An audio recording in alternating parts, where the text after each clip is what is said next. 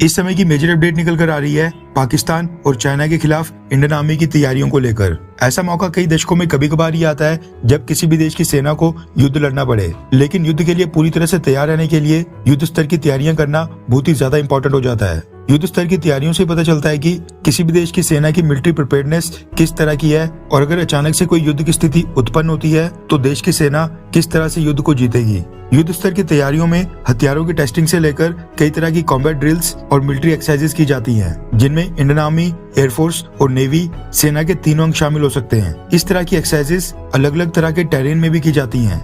Desert areas, mountainous terrain और कई तरह के घने जंगल्स में होती हैं। अलग अलग ऑब्जेक्टिव्स के लिए की जाती हैं। अब हुआ क्या कि हाल ही में इंडिया और चाइना ने लद्दाख LAC के पास गोगरा हॉट स्प्रिंग से डिसएंगेजमेंट प्रोसेस पूरी तरह से शुरू कर दिया है और अपने ट्रूप्स को पीछे बुलाकर चाइना को एक बार फिर भारत के सामने झुकना पड़ा है। फिलहाल के लिए बेशक दोनों देशों के बीच सिचुएशन ठीक लग रही हो, लेकिन तैयारियों के मामले में इंडियन आर्मी बिल्कुल भी पीछे नहीं है। चाइना और पाकिस्तान के ऊपर विश्वास बिल्कुल भी नहीं किया जा सकता है। इसलिए अब इंडियन आर्मी इस चीज की प्रैक्टिस कर रही है कि इनकेस अगर चाइना और पाकिस्तान ने भारत के खिलाफ कोई मिस एडवेंचर किया, भारत के अंदर कोई बड़ा आतंकी हमला करवा दिया, तो फिर उस केस में भारत के ट्रूप्स पाकिस्तान के साथ लगती LOC या फिर चाइना के साथ लगती LAC को क्रॉस करके किस तरह से उनकी टेरिटरी में जाकर कॉम्बैट ऑपरेशंस को अंजाम देंगे। रेफरेंस के लिए आपकी स्क्रीन के ऊपर डिफेंस न्यूज के आर्टिकल का स्क्रीनशॉट है, जिसके मुताबिक इंडियन आर्मी ने major airborne insertion combat drills की हैं। इस तरह की ड्रिल्स को रैपिड रिस्पांस ड्रिल्स भी कहा जाता है, जिसमें इंडियन आर्मी की पैराशूट ब्रिगेड के ट्रूप्स कॉन्फ्लिक्ट जोन,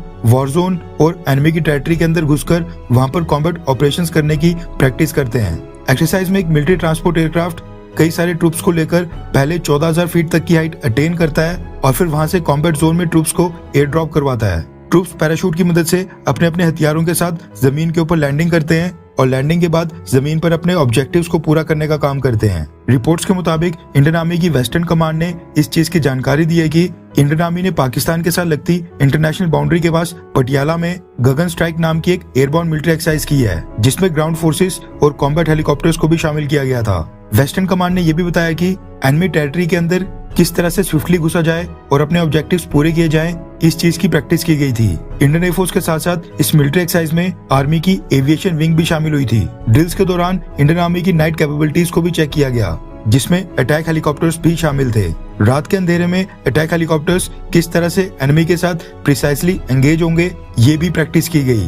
एक्सरसाइज में हजारों ट्रूप्स शामिल थे और इसका मेन एम था दिन और रात के अंधेरे में एनिमी की टेरिटरी के अंदर घुसकर स्मूथली और स्विफ्टली बिना किसी शोर शराबे के कॉम्बैट ऑपरेशंस को अंजाम देना। Last time Indian armed forces ने इस तरह की 3 एक्सरसाइजेस अकेले मार्च के महीने में कर दी थी। मार्च 5, मार्च 15 और मार्च 24 को नॉर्थ ईस्ट के सिलीगुड़ी कॉरिडोर, पेनिनसुलर इंडिया और नॉर्दर्न बॉर्डर्स के ऊपर इंडियन आर्मी की स्पेशल फोर्सेस ने इस तरह की एयरबॉर्न इंसर्शन एक्सरसाइजेस की थी।